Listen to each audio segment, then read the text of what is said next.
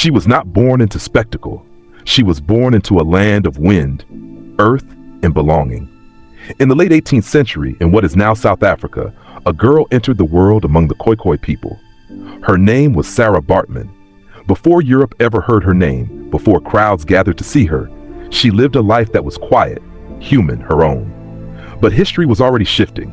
Colonial expansion was not just changing land, it was changing power. And for black women like Sarah, that shift would come at a cost. She lost her family early. Loss in her world was not unusual, but it was devastating. Without protection, without stability, she became vulnerable in a system that did not see her as equal. And then came an offer, a promise. Travel to Europe, they said. Work, opportunity, a better life. It was 1810 when she left Africa. She could not have known that what awaited her was not opportunity, but exploitation.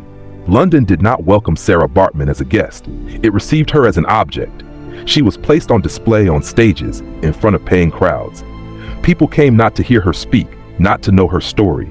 They came to look, to stare, to reduce her to something less than human.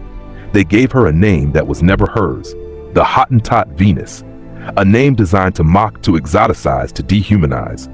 Her body became the focus of obsession, measured, examined, discussed. Not with empathy, but with entire.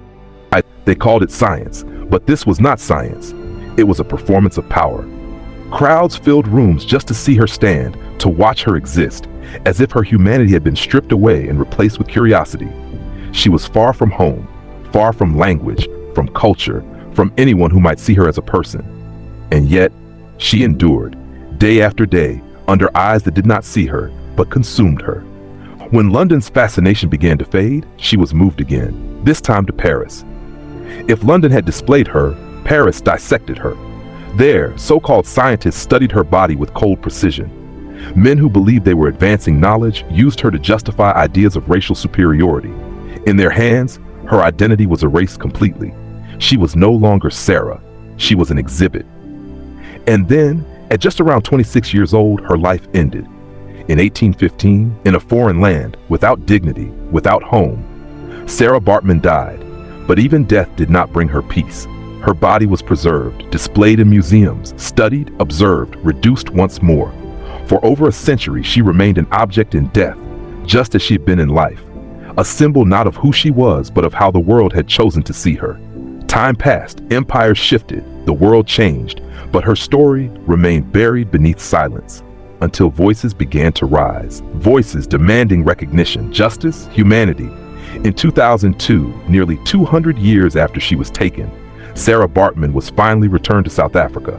Finally laid to rest, not as a spectacle, not as an exhibit, but as a woman, as a daughter of Africa. Her story is not easy to hear. It was never meant to be, because it forces us to confront the truth that history is not only built on greatness, but also on suffering. On people whose names were nearly erased. But today, we say her name, Sarah Baartman, not as they defined her, but as she was, human, remembered, and no longer invisible.